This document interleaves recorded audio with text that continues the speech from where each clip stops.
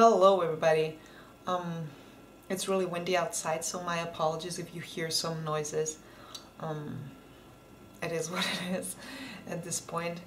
Today I decided that I want to get ready in front of a camera because it doesn't even deserve this person a sit down, but still I want to put it out there. As I stated in my video moving on, this video is not a drama channel. This channel is not a drama channel, and I don't talk or won't talk about my personal life online. As you probably have noticed, I barely ever do that. But I put you all, maybe this is way too dark for me now, but I put you all through maybe the painful situation, or I don't know, maybe to some it was entered, I don't know. The thing is that I took the decision myself. Nobody forced me to put my life out there back in, wow, this is way too dark for me now. Well, we're gonna have to make it work. I smeared it all over my face. Back in 2018, when I told you that I was living with my boyfriend and he cheated on me, and the video still up and it's called I'm Still Here or something like that.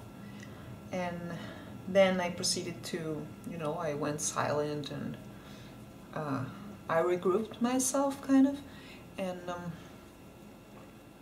I started showing up in once again in was it 2019 September or something like that, and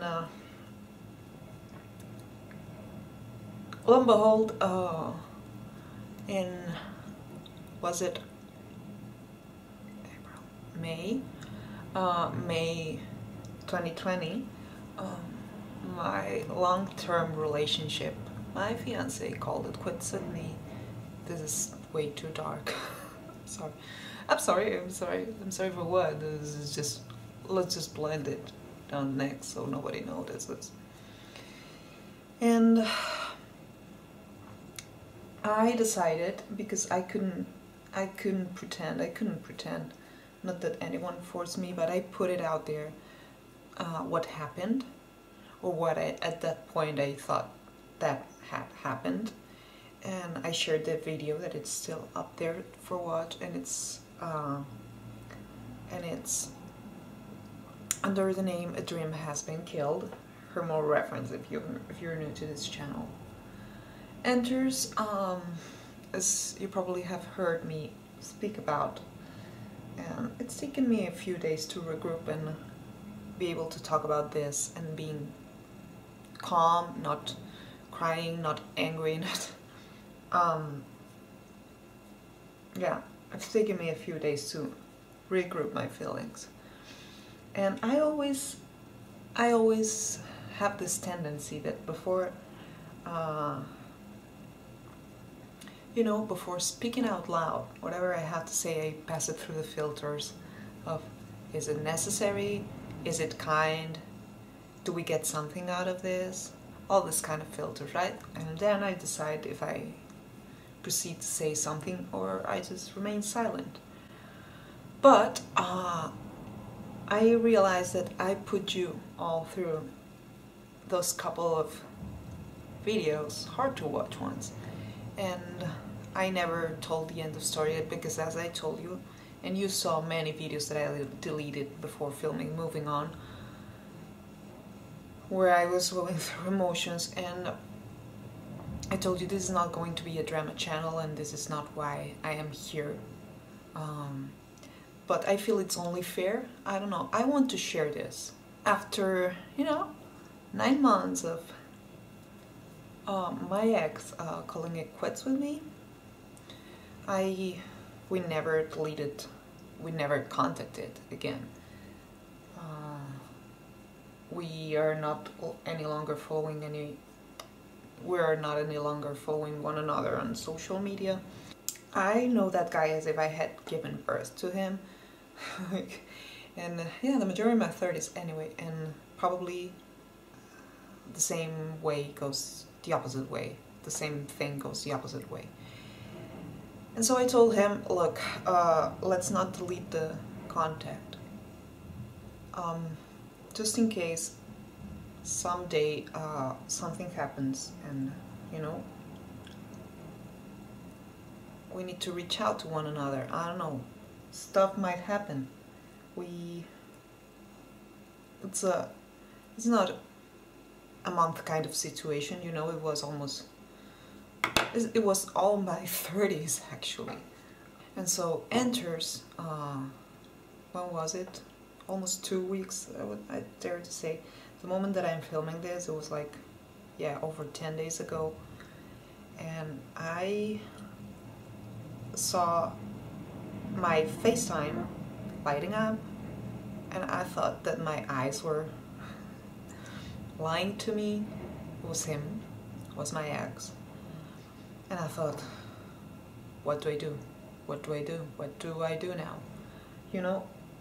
And ultimately, I decided to pick up.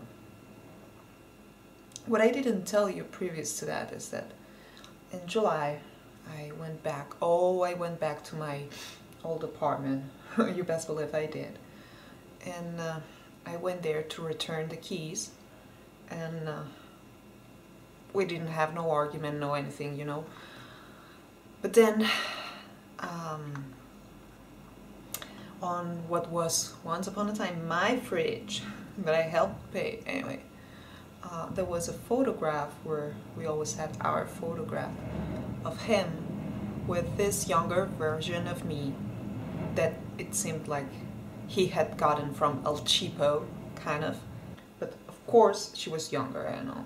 You know, I'm in my past middle 30s, and that girl, she was in her middle 20s for sure, so whatever.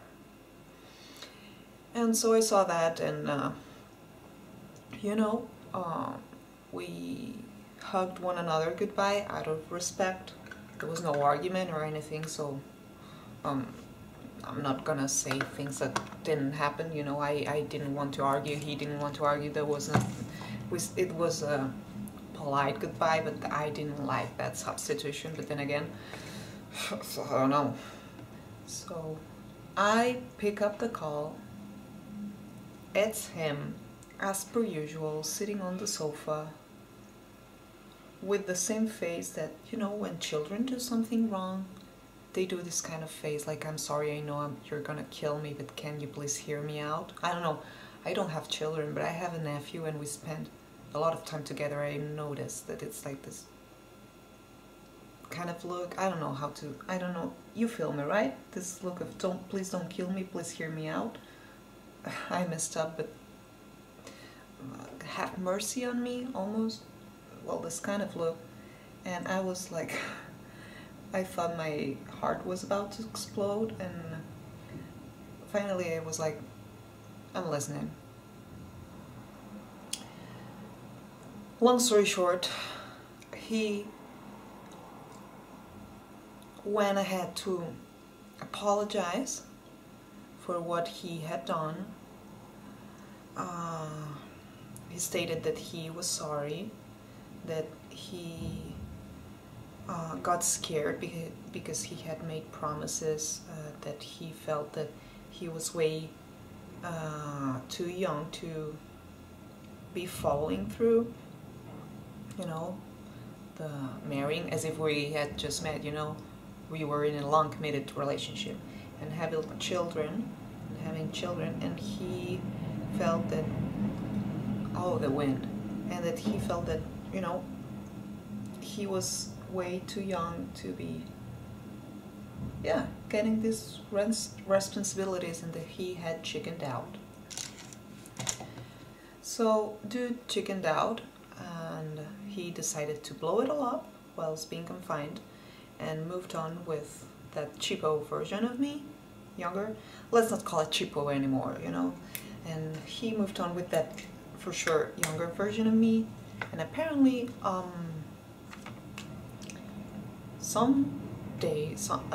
one fine day, he woke up, you know, and he saw, as he stated to me, her sleeping next to him. If I was that girl, I would kick his ass, actually. And he had the thought that that's not who I want to be sleeping next to me. And all of a sudden he had this urge that he was missing me.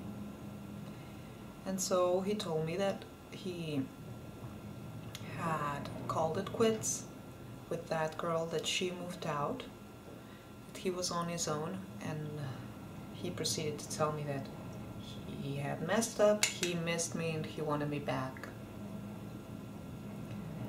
Listen, I took him back once when he cheated on me. You know, it was a super complicated situation, and I took him back because I thought, at that point I was 34, and I thought to myself, I better take him back because I'm not getting any younger and anyone can mess up. But he messed up once, and then 2 years later, in the process, in the making, he went ahead and messed up all over again. He didn't just went and proceeded to cheat on me, but he broke up with me. And I mean, it only makes sense that he did, because from sitting down and thinking, it's like he saw that coming, that I would find out, and the second that I would find out what he had done, all hell would have broken loose, and for a good reason, because I took him back under the condition of him not ever breaking my heart ever again. And I told him, ever again. And this goes to show that that once a cheater, always a cheater, and I should have never taken him back to begin with. You know, he would have spared me of losing 2 more years of my precious 30s into some enterprise that was going nowhere. And so when he told me all of that FaceTime call, and he was crying, I have to admit that I started crying. I was in disbelief. I thought my heart was about to explode.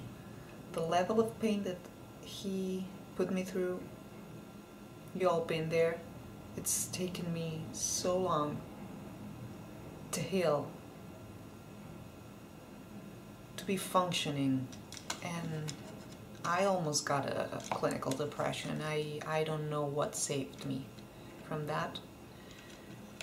So I declined. I declined, but I didn't even bother. You know, I was thinking, I was silent, he was waiting, he was crying, I was crying, because I thought, why? But after him putting together that statement, I don't know what force got me. Like, I don't know where I got that force from, but I'm glad it did. And all I told him was, you have to be kidding me. And I hung up, and I blocked his number, and that's the end of the story. Because if there's something that I have learned in 2020, is that I'd rather be single forever and ever than ever being hurt to that level. You know, I don't know what's in store for me. Maybe, I don't know, maybe I'm destined to be single forever. Maybe my dreams of meeting Mr. Right and starting a family are not there for me. Who knows? Only time will tell. But what I know for sure is that I am not allowing anyone, not him, not anyone anymore, to hurt my feelings ever again, or play with my feelings for that matter. So long as I am, you know, here with my conscience full on, wide awake, I am not allowing him or anyone else in this planet to play with my mind, to hurt my feelings, to take me as an option, and to think that I will always be there and that you can always come back to me. That's not happening. I think life is way too short and way too precious to spend it hurting and having people playing mind games and all this kind of stuff. Like, I'd rather be on the part of life with where people value you and you value people and you see the things, you get to appreciate the beauty in life and you get to, you know, cherish the experience of having been granted the chance to be here and make the best of it. And this is how the story ends. The story that I wanted to tell you. And it's early in the morning. The coffee hasn't quite kicked in, so I guess I was speaking more peacefully. And now I am done with the story, but I'm not done with getting ready with me. So if you want to, the story's over. That's the story. If you want to proceed and keep on watching how I keep on applying my makeup on this fine Sunday, windy, cold morning, yeah, always make yourself, to value yourself, to put yourself first, and yeah, to love yourself, and to not allow anyone ever take you for granted. So that's the story of the day. I hope you are having a great day wherever you are, and see you in the next one. Bye.